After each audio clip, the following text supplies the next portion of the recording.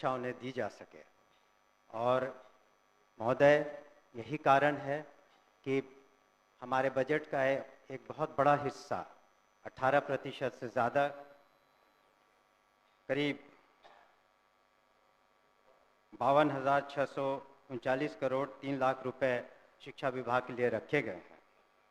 हमारे सामने महोदय चुनौतियां अनेक हैं, जहां 74,000 से ज़्यादा स्कूल हैं, 1 करोड़ 80 लाख से ज़्यादा 1 से 12वीं कक्षा तक के स्टूडेंट्स हैं, छात्र छात्राएं हैं, और हमारे पास करीब 5,77,000 शिक्षक हैं, और सभी विश्वविद्यालयों मिलाकर के 26 लाख से ज़्यादा छात्र छात्राएं हैं। ऐसे में हमें ये ध्यान रखना था कि शिक्षा की गुणवत्ता में और सुधार आए। इसी वजह से एक ऐतिहासिक कदम माननीय मुख्यमंत्री जी ने उठाया, और commission, Bihar public service commission के द्वारा हम लोगों ने 1,73,084 विद्यालय शिक्षकों की नियुक्ति एक ही दिन में की, जो पूरे हिंदुस्तान में एक हम समझते हैं ऐतिहासिक कदम रहा। इसके अतिरिक्त आने वाले दिनों में 1,60,083 और नियुक्तियां होंगी, और उसमें जैसा कि एक सदस्य कह रहे थे, कंप्यूटर शिक्षकों की भी संख्या 26,000 होगी। इसके अतिरिक्त स्थानीय निकायों से जो शिक्षक थे उन्हें राज्यकर्मी का दर्जा देने के उद्देश्य से हम लोगों ने सक्षमता परीक्षा रखी, और प्रथम सक्षमता परीक्षा में 1,87,000 स्थानीय निकाय द्वारा ये लोग उत्तीर्ण हुए।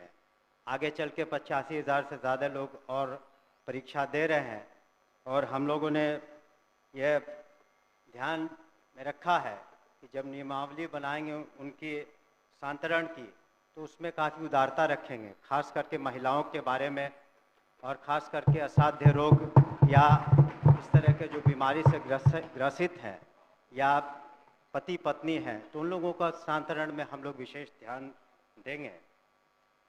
महोदय, अगर हम शिक्षा में सुधार चाहते हैं तो ज़रूरी है कि हमारे शिक्षक भी उस तरह से उनकी ट्रेनिंग हो। इसी कारण से हमारे जो SCERT जो इंस्टीट्यूट हैं, जहाँ पर मैं खुद भी गया हूँ, वहाँ पर हम लोगों ने किस तरह से शिक्षकों की ट्रेनिंग अच्छी तरीके से हो सके उस पर ध्यान दे रहे हैं। और आने वाले दिनों में हमारा लक्ष्य है कि जितने शिक्षक हैं कम से कम साल में उनकी 2 बार ट्रेनिंग हो सके, और वहाँ पर जो सिलेबस बनाए जाए वो ऐसे बनाए जाए कि वो आगे चल के हमारे छात्र छात्राएं जो कंपटीशन के एग्ज़ाम्स देंगे उसमें वो बेहतरीन रूप से सामने आ सके, कर सके। इसके अतिरिक्त जो आधारभूत संरचना है, हम लोगों ने ध्यान दिया है कि किस तरीके से स्कूलों में जो बुनियादी सुविधाएं हैं उसको दे पाएँ। उसके लिए हम लोगों ने कार्रवाइयाँ की हैं मुख्यालय स्तर पर और जिला स्तर पर, और हमने सभी माननीय सदस्यों से 10-10 विद्यालयों की सूची भी मांगी है, जिसका आने वाले सत्र तक, इसके बाद के सत्र तक उसका हम लोग जीर्णोद्धार करने का प्रयास करेंगे। कई माननीय सदस्यों ने शिकायतें भी की थी कि जो काम हुए अच्छे तरीके से नहीं हुए हैं, तो उस पर हम लोग इंक्वायरी करा रहे हैं, और जो भी दोषी पाए जाएंगे उन पर निश्चित रूप से कार्रवाइयाँ होंगी, और कुछ कार्रवाइयाँ हो चुकी हैं।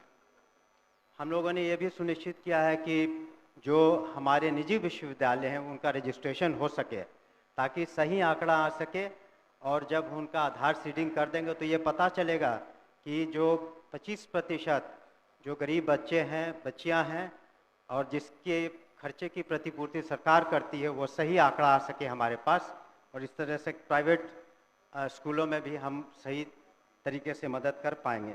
परीक्षा संचालन में एक बहुत बड़ी जिम्मेवारी है हमारी, और पिछले साल 1 करोड़ 35 लाख से ज़्यादा छात्र छात्राओं ने परीक्षा दी, और जो बिहार स्कूल एग्जामिनेशन बोर्ड है, इस बार जो हम लोगों ने बिल लाया है उसके अनुसार अब ऑनलाइन परीक्षाएं भी संभव हो पाएंगी।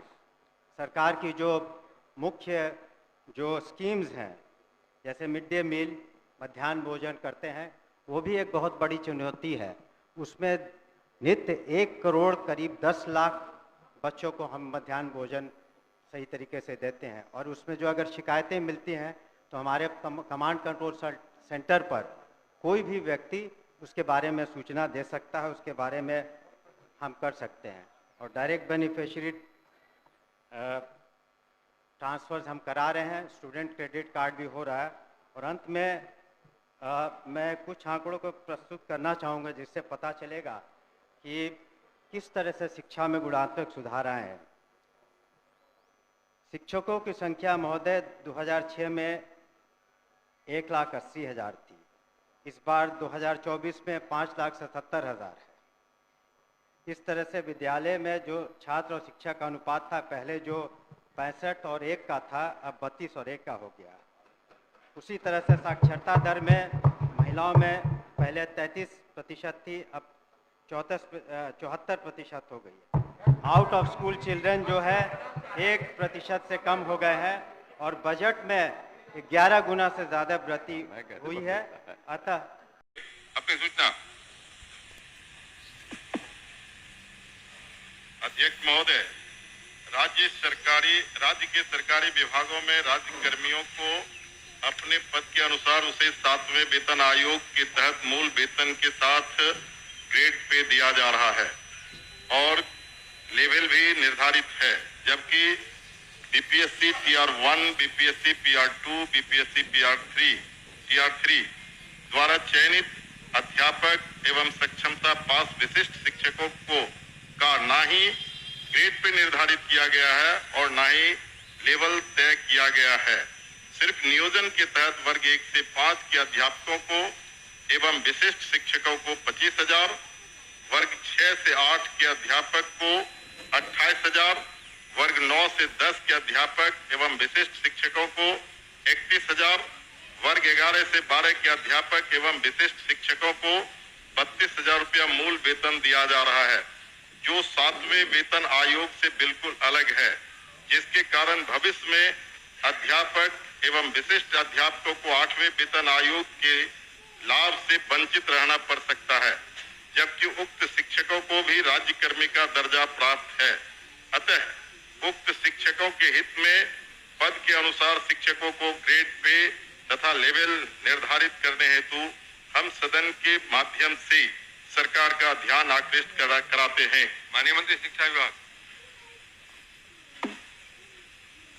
अध्यक्ष महोदय, वस्तुस्थिति यह है कि पंचायती राज संस्थाओं एवं नगर निकाय संस्थाओं द्वारा नियुक्त शिक्षकों को समान कार्य के बदले समान वेतन देने से संबंधित माननीय सर्वोच्च न्यायालय में दायर SLP संख्या 20/2018 बिहार सरकार एवं अन्य बनाम बिहार माध्यमिक शिक्षक संघर्ष समिति एवं अन्य के साथ दिनांक 10/5/2019 को पारित आदेश, जिसमें माननीय उच्च न्यायालय के द्वारा समान कार्य के बदले समान वेतन देने हेतु पारित आदेश को निरस्त कर दिया गया है। राज्य सरकार पंचायती राज संस्थाओं एवं नगर निकाय संस्थाओं द्वारा नियुक्त शिक्षकों को बेहतर वेतन एवं सेवा शर्त हेतुकृत संकल्पित रही है। राज्य सरकार ने सहानुभूति पूर्वक इन शिक्षकों को 1/9/2020 से EPF योजना, जिसमें राज्य सरकार के द्वारा लगभग 5% अंशदान दिया गया है, से आच्छादित करते हुए दिनांक 1/4/2021 से 15% का वेतन वृद्धि किया गया। पुनः राज्य सरकार द्वारा स्थानीय निकाय शिक्षकों को बेहतर सेवा शर्त एवं वेतन प्राप्त हो के परिप्रेक्ष्य में बिहार विद्यालय विशिष्ट शिक्षा नियमावली 2023 अधिसूचित किया गया। नए शिक्षकों के नियुक्ति हेतु बिहार राज्य विद्यालय अध्यापक नियुक्ति स्थानांतरण अनुशासनिक कार्रवाई एवं सेवा शर्त नियमावली 2023 अधिसूचित किया गया। सरकार द्वारा इन दोनों नियमावली से नया पद सृजित किया गया। यह पद 7वें वेतन आयोग लागू होने के बाद सृजित किए गए हैं, इसलिए यह पद 7वें वेतन आयोग द्वारा निर्धारित पदों में सम्मिलित नहीं है। सरकार द्वारा सरकार के अन्य बहुत सारे पद सृजित किए जाते हैं जो 7वें वेतन आयोग में सम्मिलित नहीं होते हैं। इन दोनों नियमावली के तहत वर्ग 1 से 5 के शिक्षकों को 25,000, वर्ग 6 से 8 के शिक्षकों को 28,000, वर्ग 9 से 10 के शिक्षकों को 31,000 एवं वर्ग 11 से 12 के शिक्षकों को 25,000 प्रारंभिक वेतन निर्धारित करते हुए पे मैट्रिक्स का निर्धारण किया गया। उक्त नियमावली के तहत शिक्षकों को बेहतर प्रोन्नति का लाभ दिया गया। अगले संभावित जो वेतन आयोग 8वां वेतन आयोग में ये शिक्षा विभाग द्वारा इन विद्यालय अध्यापकों एवं विशिष्ट शिक्षकों के वेतन मान को उचित स्तर पर निर्धारित करने हेतु वित्त विभाग को अनुशंसित किया जाएगा। महोदय, मैं पूरे वक्तव्य को मैं सुना। सरकार बीपीएससी का एग्जामिनेशन लेकर के सरकार ने घोषणा किया कि वो राज्यकर्मी होंगे। दूसरी बात की सरकार ने ही घोषणा किया कि सक्षमता परीक्षा पास जो कर जाएंगे शिक्षक वो राज्यकर्मी होंगे। तो जब राज्यकर्मी होंगे तब फिर क्या औचित्य है कि आप उसको 7वें वेतन के लाभ से अलग रखेंगे, उस श्रेणी में नहीं रखेंगे? क्यों उसको राज्यकर्मी का दर्जा देते हुए और राज्यकर्मी की घोषणा करते हुए उस लाभ से सरकार क्यों वंचित रखना चाहती है, ये मैं जानना चाहता हूं। माननीय मंत्री। अध्यक्ष महोदय, इसमें जो विचार विमर्श किया गया वित्त विभाग से, ऐसी बात नहीं है कि सहानुभूति तो पूरी रखी गई। एक और आंकड़ा मैं पढ़ना चाहूंगा सदन के सामने। वर्ष 2003 में जो नियुक्त प्रशिक्षित शिक्षा मित्र थे, प्रारंभ में उनका नियत वेतन प्रति माह था 1,500, जो वर्तमान सकल वेतन प्रति माह हो गया 31,340। वर्ष 2006 में नियुक्त पंचायत प्रखंड नगर शिक्षक थे 5,000, उनका वर्तमान सकल वेतन प्रति माह हो गया 29,410। वर्ष 2010 में नियुक्त पंचायत प्रखंड नगर शिक्षक 7,000 था वेतनमान, तो उनका हो गया आज के दिन में 29,410। वर्ष 2013 में नियुक्त पंचायत प्रखंड नगर शिक्षक 10,000 थे, उनका आज के दिन में 29,410 सकल वेतन प्रति माह हुआ। ये वित्त विभाग की सोच थी कि इनका 7वें वेतन आयोग से आच्छादित नहीं होंगे और इनके लिए अलग से उन्होंने एक पे मैट्रिक्स बनाई। लेकिन साथ ही हमने ये भी कहा कि भविष्य में जब 8th पे कमीशन लागू होगा तो उसमें फिटमेंट कमेटी बैठती है और फिटमेंट कमेटी जिस श्रेणी में ये फिट करेंगे उसमें उनको आच्छादित करेंगे। धन्यवाद।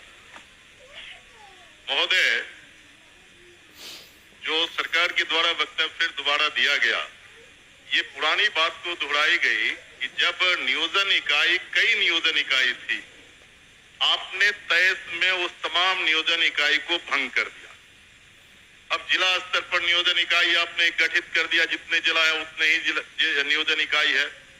और आपके फैसले से सरकार ने फैसला लिया कि अब तमाम जो पहली प्रक्रिया थी उसको हम समाप्त करते हैं और बीपीएससी से एग्जामिनेशन लेकर के हम शिक्षक को बहाल करेंगे और वो राज्यकर्मी होंगे। दूसरा, इस सरकार से हम लोग बात कर रहे थे कि जो पुराने तरीके से पंचायत से, प्रखंड से, जिला परिषद से जिन शिक्षकों को नियोजित किया गया उनको आप सरकारी कर्मी घोषित कीजिए। सरकार ने एक फैसला लिया, सक्षमता परीक्षा जो पास करेगा वो सरकारी कर्मी होंगे। तो सवाल उठता है कि सरकारी कर्मी वो सिर्फ स्कूल में नहीं पढ़ाते हैं, उनसे आप चुनाव में बूथ पर भेजते हैं, उनसे आप जो है सो बीएलओ बनाते हैं, उनको कई तरह का सवाल करते हैं। जब वो सरकारी कर्मी आपने घोषित किया है तब सरकारी कर्मी के बराबर उसके समकक्ष 7वां वेतन क्यों नहीं देना चाहती है, ये हम जानना चाहते हैं। तो नहीं, उनका कहना है कि वो पुराना जो बताया 4,000 था, 2,000 था, 3,000 था। दूसरी बार खड़े होकर बोले नहीं सर अध्यक्ष महोदय, जब ये पूरा मामला वित्त विभाग में गया, वित्त विभाग इसमें सारी निर्णय लेता है। पे मैट्रिक्स उन्होंने नया किया और कहा कि ये 7वें वेतन आयोग से आच्छादित नहीं होंगे। और दूसरी बात ये भी है, हम इस बात को स्वीकार कर रहे हैं कि भविष्य में जब 8th पे कमीशन का इन्होंने बात उठाई है, तो जब भी पे कमीशन केंद्र सरकार के द्वारा जब वो लागू होता है तो यहाँ बिहार में भी फिटमेंट कमेटी बैठती है और फिटमेंट कमेटी के अनुसार उस वक्त इसमें जिसमें करेंगे हम लोग अनुशंसा करेंगे। लेकिन अंतोगत्वा इन सभी मामलों में वित्त विभाग अपने वित्तीय प्रबंधन के तहत ही अंतिम फैसला देता है, जिसको सभी को स्वीकार करना पड़ता है। धन्यवाद। हो गया आपका? सर ठीक है, वो लोग पूछेंगे, लेकिन मेरा सबमिशन है सर, सप्लीमेंट्री मेरा ये है कि वित्त विभाग से सारी प्रक्रिया को पूरा करते हुए तब आपने बीपीएससी का एग्जामिनेशन लिया और तब आपने राज्यकर्मी का दर्जा दिया। तो साथ में वही घूम फिर के आ रहे हैं आप, साथ में वेतन का आप लाभ उसे क्यों नहीं देना चाहते? ये सरकार एक लास्ट करते हैं सर। एक ही बात तो बोल रहे, बोलिए अध्यक्ष। जाएगा क्या करें? हमने तो कहा ही कि जब 8 कमीशन का जो उसमें फाइंडिंग्स आएंगी, तब बिहार में जब फिटमेंट कमेटी होगी तो अलग अलग विभाग का उसमें टेकअप किया जाता है, तो उस वक्त विचार किया जाएगा निश्चित रूप से। धन्यवाद। ओके अध्यक्ष महोदय, वर्ष 2023 में नियोजित शिक्षकों को महागठबंधन की सरकार में राज्यकर्मी का दर्जा दिया गया था महोदय। और ध्यान जो शिक्षकों के हित में उनके पद के अनुसार ग्रेड पे और उनका लेवल जो तय करना है, वो सरकार कब तक देने का विचार रखती है? यदि देने का विचार रखती है तो कब तक, नहीं तो क्यों? एक ही बात हो रही है। आपके माध्यम से मैं शॉर्ट में 2 पूरक पूछना चाहता हूं। क्या सरकार को ग्रेड पे निर्धारण करने में आर्थिक बोझ आ रही है? और यदि ये आर्थिक बोझ आ रही है तो सरकार बतावे कि कितने की आर्थिक बोझ आ रही है, तब जो है वो इनको करने में क्या कठिनाई आ रही है आर्थिक बोझ आने में? ये मेरा सवाल। बैठिए, और कोई पूछने वाले नहीं ना है? चलिए आप बताइए। महोदय, ये तो जब ऐसे मामले वित्त विभाग में जाते हैं तो नीति निर्धारण और सारी समीक्षा वित्त विभाग करती है, तो वित्त विभाग का निर्णय सभी को मान्य होता है और इस पर क्या आंतरिक जो वित्तीय बोझ रहेगा, सभी चीजों का कैलकुलेशन उन्होंने किया होगा, तभी इस तरह का उन्होंने इस निर्णय पर पहुंचे जिसके बारे में हमने सदन को अवगत किया। अध्यक्ष सूचना को पढ़े। अध्यक्ष बैठी हो गया नहीं? अरे 3 बार जवाब दिए, 3 बार वही सवाल खड़ा किया जो आप बड़ी